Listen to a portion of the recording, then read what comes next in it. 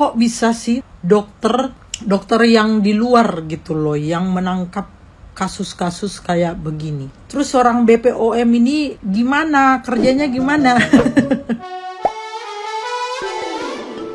Hola netizen yang tercinta. Kabar soal penyegelan pabrik mafia skincare membuat dokter detektif bersyukur karena menganggap perjuangannya mengungkap kebenaran tidak sia-sia. Dia pun mengaku selama membongkar hasil uji lab skincare abal-abal dan overklaim kerap mendapat serangan bertubi-tubi dari beberapa pihak yang tidak disebutkan. Ia pun mengapresiasi kinerja BPOM yang mendengar saran dan kritikan publik selama ini. Sebelumnya, dokter detektif telah membongkar sejumlah produk skincare yang diduga dibuat dari pabrik tersebut. Hasilnya, sebagian besar dari produk pabrik itu dikonfirmasi mengandung sejumlah bahan berbahaya dan overklaim. Sebelumnya, sosok yang diduga sebagai mafia skincare ini pun pernah dibahas oleh Dr. Richard Lee dan Dr. Oki Pratama, pemilik Bening Klinik. Disebutkan bahwa sosok yang mengatur reseller skincare dari Bening Klinik merupakan kenalan dari sosok wanita yang disebut mafia skincare. Pihak tersebut konon mengharuskan Dr. Oki membuat produk skincare Bening Indonesia di pabrik milik Ibu H. Disebutkan Ibu H, pemilik pabrik ini mengklaim dirinya sebagai apoteker dan merekomendasikan skincare etiket biru pada para pengusaha. Namun begitu, sampai saat ini belum ada kabar lanjutan dan konfirmasi lainnya terkait penyegelan pabrik yang dimaksud.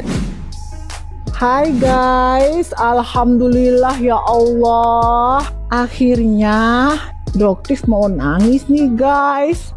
Doktif dapat kabar dari Badan POM kalau akhirnya dengan resmi Badan POM menyegel salah satu pabrik dari mafia besar skincare Indonesia.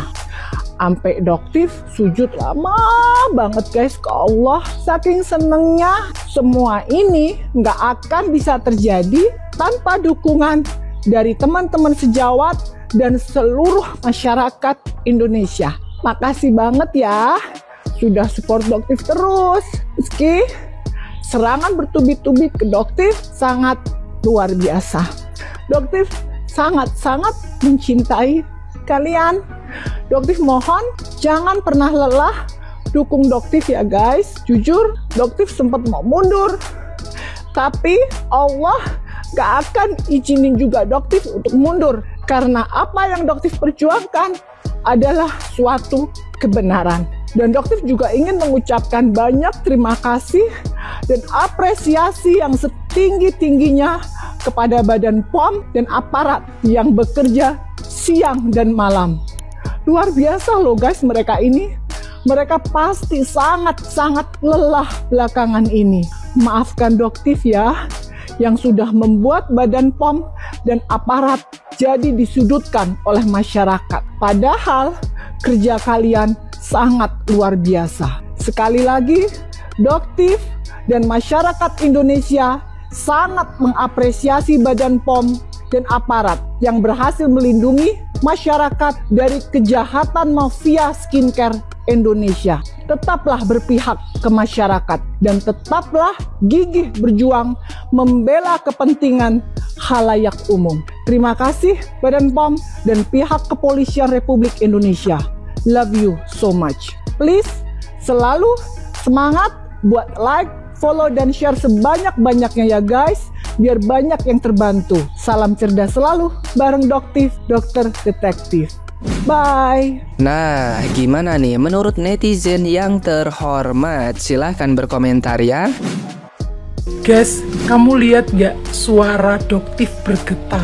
Aku tidak tahu kemunculan Doktif ini apakah berkat doa-doa dari banyak orang. Mbak Inem Jogja dulu sudah pernah berkata, selalu mengingatkan bahwa dampak dari flexing itu bisa jadi awal dari permasalahan hidupmu di dunia ini. Terlepas kalian mau suka atau tidak tentang flexing, tapi pasti ada dampaknya. Makan di depan orang lapar, kalau orang lapar berteriak jadi abu. Aku sudah bilang berkali-kali sama kalian, aku selalu mengingatkan. Aku mengingatkan bukan karena aku tidak suka ya dengan kalian yang pamer. Aku hanya mengingatkan karena aku dulu juga pernah pamer-pamer dan hasilnya akhirnya jatuh. Sini aku karena sayang sama kalian. Selepas dari itu, Berkat Doktif semua terbongkar. Aku tidak kenal dengan Doktif. Di sini aku hanya berusaha mendoakan semoga siapapun yang berjalan di jalan kebenaran, semoga selalu diberkahi, selalu diberi kemudahan, selalu dianugerahi keselamatan, kesehatan selalu. Sekali lagi, kebaikan akan lebih unggul daripada keburukan. Pabrik Mafia Skincare ditutup BPOM berkat Dokter Detektif, Dr. Richard Lee, dan Dr. Oki. Baru-baru ini gencar banget ya berita tentang Mafia Skincare gitu, yang katanya sih selalu overclaim nih gitu. Nah, produk-produk yang overclaim ini kan direview tuh sama Dokter Detektif gitu guys, dan ternyata kebanyakan produk yang overclaim ini tuh diproduksi di pabrik yang sama. Dan ternyata owner si pabrik ini juga memiliki skincare gitu ya guys, dan lebih kagetnya pula skincare-nya ini itu tuh terdapat krim polosan gitu, dan di dalamnya itu terkandung bahan yang sangat berbahaya nih bagi kulit, yaitu hydroquinone sih kayaknya. Nah, kasus pabrik ini atau Mafia Skincare ini itu tuh sudah dibongkar Dr. Oki di podcastnya Dr. Richard Lee gitu ya guys. Setelah gencar banget ya Dokter Detektif ini mengedukasi masyarakat atau netizen ini agar tidak ditipu-tipu gitu sama produk yang overclaim. Dan Dr. Oki ini tuh sempat kayak speak up nih, siapa sih di balik pabrik Mafia Skincare ini gitu guys, dan dalang di pabrik skincare yang overclaim ini. Karena kasus ini tuh viral banget gitu ya guys, maka BPOM ini tuh langsung bertindak tegas gitu. BPOM langsung mengsegel pabrik Mafia Skincare ini gitu guys. Tapi ini cuma salah satu kan, Mafia Skincare ini tuh punya 2 pabrik guys, cuman salah satu nih yang baru disegel. Gak tahu sih pabrik yang satunya itu bakalan disegel atau enggak. Netizen Indonesia dan masyarakat Indonesia ini juga sangat berterima kasih nih kepada dokter-dokter yang sudah berani speak up ya tentang Mafia Skincare ini gitu guys. Karena kan kita ini kan ya pengen cantik ya, pengen merawat kulit, tapi kalau produknya seperti ini gimana gitu, malah kayak merusak kulit kan. Doktif meresahkan dunia perskincarean.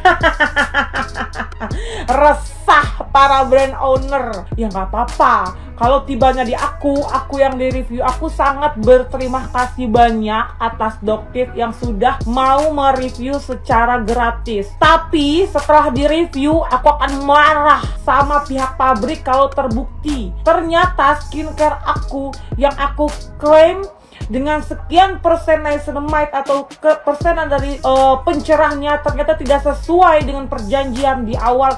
Itu pasti aku marah besar sama pabrik, karena sebetulnya sebelum customer kita dulu sayang ditipu habis-habisan, karena ini terkait dengan biaya atau pembayaran persenan dengan formula yang kita ajukan atau dengan yang udah kita sepakati sebelumnya gitu ya. Pabrik 1% aja dia dikenakan biaya loh. Ya, jadi untuk Doktif aku ACC, nggak apa-apa, nggak masalah. Ataupun nanti adanya ditibanya di aku ternyata tidak sesuai dengan klaim yang aku sepakati dengan pabrik, aku pasti minta pertanggungjawaban oleh pihak pabrik. Karena pabrik 100 rupiah aja dia nggak mau turun, say ya, apalagi mau 1000. Nah ini persenan, kita misalkan seumpamanya kita minta persenannya 10%, ternyata hanya ada di 2% atau di bawah 2%. Bisa dibilang misalkan 1% yang nggak memasuki standar dari niacinamide yang harusnya 2%. Jadi 8%-nya kemana? Ya, kemana 8%-nya? Untuk Doktif lanjutkan, buat pabriknya ketar-ketir sampai nggak ada lagi yang mau makro di pabrik itu karena nggak amanah. Oke, well, lagi rame banget, ya kan ya, tentang mafia kosmetik yang lagi rame banget di roasting sama Mami Lemon, Mami Nikmir, dan sama Dr. Richard and Dr. Oki. Wah, parah banget sih. Jadi ini ya, kosmetik atau skincare etiket biru benar-benar meresahkan guys ya, darurat. Ini darurat yang harus diinformasikan ke kalian. Well, kalian yang sembarangan pilih kosmetik ya. Ya, jangan sembarangan memilih skincare yang etiket biru. Well, kenapa? Karena itu mengandung hydroquinone yang notabene adalah obat keras guys. Jadi gue kasih tahu ke kalian ya. Jadi ini si kosmetik etiket biru sekarang ini diproduksi massal, dijual umum ya, biasanya online kayak gitu. Dan ini biasanya banyak banget yang mengeluhkan tentang setelah pemakaian yang jangka waktu dengan yang lama. Susah banget ngomongnya. Susah banget gue ngomongnya, mohon maaf karena gue bukan apoteker ataupun jurusan farmasi yang expert. Alright. Jadi ya, etiket biru itu seharusnya itu dikonsumsi sama personal. Jadi etiket biru itu tuh krim racikan, guys.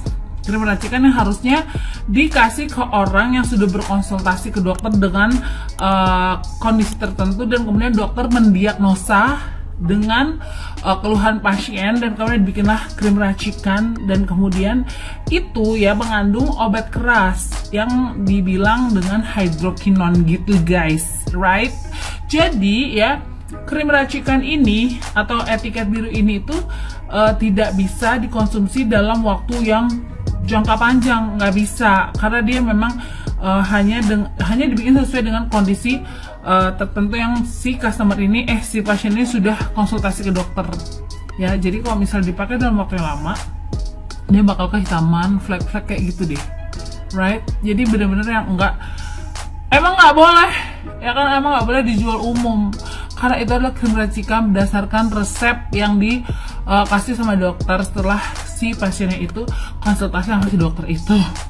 Jadi tapi sekarang banyak banget yang dibikin krim racikan itu ya, terus dijual bebas. Bahaya, guys ya. Mungkin awal-awalnya terlihat kinclong, habis itu kalian nangis ya. Ini mungkin kalian salah satunya nih yang suka beli ya krim online, krim racikan, skincare racikan biru, etiket biru. Jangan, stop it, karena itu tidak terdaftar di BPOM, sebanget BPOM gitu ya. Jangan yang kasihan tuh muka ya. Udahlah kalian ngerasa mukanya ini kurang cantik, kurang menarik, belilah yang murah ya, yang skincare etiket biru. Habis itu kalian merasa cantik, habis itu kalian selesai. Lu tau nggak rasanya kayak apa? Kayak ditinggalin pas lagi sayang-sayangnya. Jadi stop beli skincare etiket biru. Kalau tentang mafia skincare gimana? Gue nggak ngerti. Mafia skincare itu urusan BPOM ya. Kalau memang ternyata ini lagi rame banget juga di BPOM, terus itu ada susah banget. Kalau ternyata di dalam BPOM sendiri tuh ada orang dalam yang terlibat di mafia kasus etiket biru, itu urusan dia deh. Gue mah nggak bisa ngomong apa-apa ya kan. Gue cuma bisa keluar kayak begini, ngasih tahu ke kalian jangan sembarang memilih kosmetik. Pilih kosmetik itu ya yang udah terdaftar dan aman. Oke, jangan karena perkara murah tuh muka lo jadi susah, ngerti? Jangan murahan jadi orang, jangan murahan, ngerti? Apalagi sama diri sendiri, mahal dikit nggak apa-apa, yang penting aman, muka lo aman ya, kantong lo juga aman. Nah kalau misalnya lo pakai produk murah ya, aman dari mana? Kantong lo nggak aman setelah itu.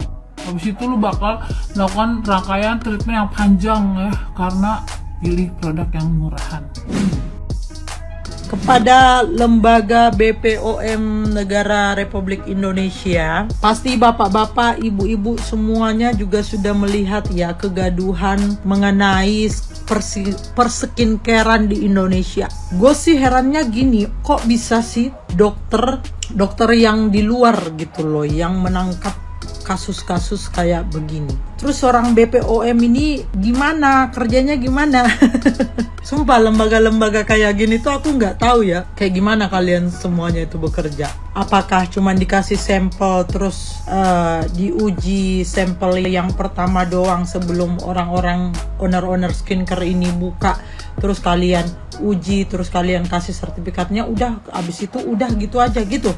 Nanti ada masalah lagi, baru ada masalah yang ditemukan orang lain, baru kamu juga mau ikut bergerak gitu ya, gitu doang ya. Seharusnya ya orang BPOM itu atau lembaga-lembaga lainnya nih dalam lembaga-lembaga pengawasan yang lainnya itu lakukan pengecekan berkala. Kalau perlu tiap bulan dicek, kalau perlu sampai ke faktorinya kayak gitu ya.